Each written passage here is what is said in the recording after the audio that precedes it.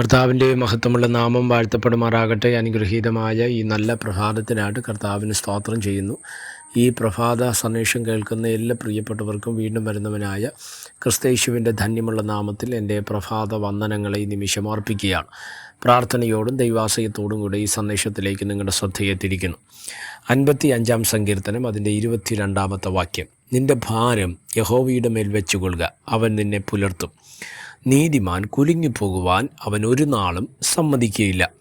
ഈ വാക്യങ്ങൾക്കായിട്ട് ദൈവത്തിന് സ്തോത്രം ചെയ്യുന്നു. വളരെ അനുഗ്രഹിക്കപ്പെട്ടൊരു ചിന്ത ഇന്ന് പ്രഭാതത്തിൽ നിങ്ങളുമായി പങ്കുവയ്ക്കുവാൻ കർത്താവിൽ ഞാൻ ശരണപ്പെടുകയാണ്. ശ്രദ്ധിച്ച്, ഈ ലോകത്തിൽ ഇന്നത്തെ കാലത്ത് മനുഷ്യർ ഏറ്റവും കൂടുതൽ അനുഭവിക്കുന്ന ഏറ്റവും പ്രയാസമായി മാറിക്കൊണ്ടിരിക്കുന്ന പല കുടുംബങ്ങളെ, വ്യക്തിജീവിത മേഖലകളെ, ആത്മഹത്യകൾ വർദ്ധിക്കുന്ന, കുടുംബ തകർച്ചകൾ വർദ്ധിക്കുന്ന, വഴക്കുകൾ, അടി, പിണക്കം, കൊലപാതകങ്ങൾ എന്നിവയിലേക്കൊക്കെ പോകുന്ന ഒരു പ്രധാന വിഷയമെന്ന് പറയുന്നത് ഡിപ്രഷൻ, ആകുലതകൾ, അല്ലേ, ഹൈപ്പർ ടെൻഷൻ, ഇങ്ങനെ പല വിധത്തിലുള്ള വിഷയങ്ങളിലൂടെ കടന്നു പോകുന്ന അനേകരെ നമുക്ക് ഈ കാലത്ത് കാണുവാൻ തക്കവണ്ണം കഴിയും. ആത്മീയ മേഖലയിൽ എന്നില്ലെങ്കിൽ സ്തോത്രം ദൈവസഭകളിലോ ദൈവമക്കളുടെയിലെന്ന് മാത്രമല്ല, ആഗോള വ്യാപകമായി ഇതിൻ്റെ ഒരു വ്യാപനം വർദ്ധിച്ചു കൊണ്ടിരിക്കുന്ന ഒരു കാലത്തിലാണ് നമ്മൾ ജീവിക്കുന്നത്, അല്ലേ? അപ്പോൾ എന്നെ ശ്രദ്ധിക്കുന്ന ദൈവമക്കളോട് ഈ പ്രഭാതത്തിൽ ഞാൻ പറയാൻ ആഗ്രഹിക്കുന്ന ഒരു ചിന്തയാണ്, എങ്ങനെയാണ് നമുക്ക് ഈ ഭാരത്തെ മാറ്റുവാൻ തക്കവണ്ണം കഴിയുക? നമ്മൾ ശ്രദ്ധിച്ച പലവിധ വിഷയങ്ങളുമായി ബന്ധപ്പെട്ട് നമ്മൾ ദൈവസന്നിധിയിലേക്ക് വരാറുണ്ടല്ലേ? ചില ഭാരമേറിയ വിഷയങ്ങൾ, അതൊരു പക്ഷേ പേഴ്സണലിയോ ഫാമിലി മാറ്റേഴ്സോ ഇല്ലെങ്കിൽ ജോലി സംബന്ധമായതോ ഭാവി സംബന്ധമായതോ ആയ വിഷയങ്ങളുമായി പലപ്പോഴും നമ്മൾ ദൈവസന്നിധിയിലേക്ക് വരാറുണ്ട്. നമ്മുടെ വിഷയങ്ങൾ ദൈവത്തോട് പറഞ്ഞ് പ്രാർത്ഥിക്കാറുണ്ട്. പ്രാർത്ഥിച്ച് അതിനകത്തൊരാശ്വാസം വരുമെന്ന് ചിന്തിച്ചാണ് പലപ്പോഴും നമ്മൾ പ്രാർത്ഥിക്കുന്നത്. പക്ഷേ പല മേഖലകളിലും കണ്ടുവരുന്നൊരു വിഷയമെന്ന് പറയുന്നത്, നമ്മൾ പ്രാർത്ഥിക്കുന്ന സമയം നമ്മൾ ആ വിഷയത്തിനകത്തൊരാശ്വാസം നമുക്ക് വന്നാലും പ്രാർത്ഥനയ്ക്ക് ശേഷം ആ വിഷയത്തിന് പരിഹാരം വരാതിരിക്കുമ്പോൾ സ്തോത്രം സംഭവിക്കുന്നൊരു കാര്യമാണ്, നേരത്തേതിനേക്കാൾ വിഷമം നമ്മളിലേക്ക് പിന്നെയും വരികയാണ്, അല്ലേ?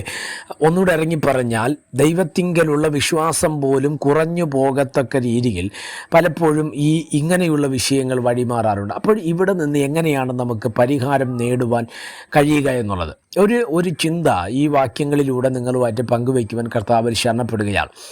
നമ്മുടെ ഭൗതിക വിഷയങ്ങൾ ദൈവത്തോട് അറിയിക്കാം, അതിന് നമ്മൾ ഹോൾഡ് ചെയ്യരുത്. അത് കിട്ടിയേ പറ്റൂ എന്ന് നിർബന്ധിക്കരുത്. നിർബന്ധ പ്രാർത്ഥന ദൈവത്തോട് ചെയ്യരുത്. പകരം ഇന്ന വിഷയം എനിക്കുണ്ട്, ഇന്ന പ്രശ്നം എനിക്കുണ്ട്, അതിന് ദൈവമേ പരിഹരിക്കണം എന്ന് പറഞ്ഞ് ദൈവത്തോട് പറയുക, അവിടം കൊണ്ട് അതിനെ തീർക്കുക. സ്തോത്രം. അതുകൊണ്ടാണ് 1 പത്രോസ് 5:7 പറയുന്നത്, നിങ്ങളുടെ സകല ചിന്താകുലവും അവന്മേൽ ഇട്ടുകൊള്ളുവിൻ. സ്തോത്രം. അപ്പം ഇടുക, നമ്മൾ മാറുക. സ്തോത്രം. പകരം ആ വിഷയത്തെ ദൈവകരങ്ങളിൽ വിട്ടുകൊടുക്കുക, ആത്മീയ വിഷയത്തിൻ്റെ പിറകെ യാത്ര ചെയ്യുക.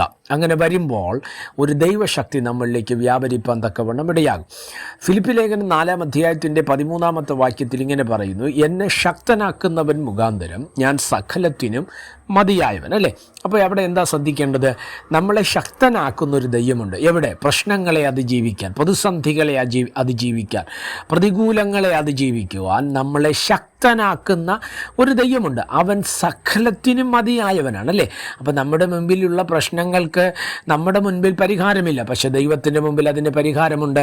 അതുകൊണ്ടാണ് ദൈവത്തിൻ്റെ മുമ്പിലേക്ക് ആ വിഷയത്തെ കൈമാറിയിട്ട് ദൈവശക്തിക്കായും ദൈവകൃപയ്ക്കായിട്ടും ഈ പ്രശ്നങ്ങളെ അതിജീവിക്കാൻ വേണ്ടിയ ഒരു ദൈവശക്തിക്കായിട്ട് നമ്മൾ പ്രാർത്ഥിക്കാൻ തുടങ്ങിയാൽ ദൈവത്തിൻ്റെ മഹത്വം നമ്മളിലേക്ക് നിശ്ചയമായി വെളിപ്പെട്ടു വരും. അതുകൊണ്ടാണ് പൗലോസിനോട് ദൈവം പറഞ്ഞത്, എൻ്റെ കൃപ നിനക്ക് മതി, എൻ്റെ ശക്തി നിൻ്റെ ബലഹീനതയിൽ തികഞ്ഞു വരുന്നു. അപ്പം ആ ദൈവശക്തി നമ്മളിലേക്ക് വന്നു കഴിഞ്ഞാൽ ഈ പ്രശ്നങ്ങൾക്ക് നിശ്ചയമായിട്ടും പരിഹാരമുണ്ടല്ലേ?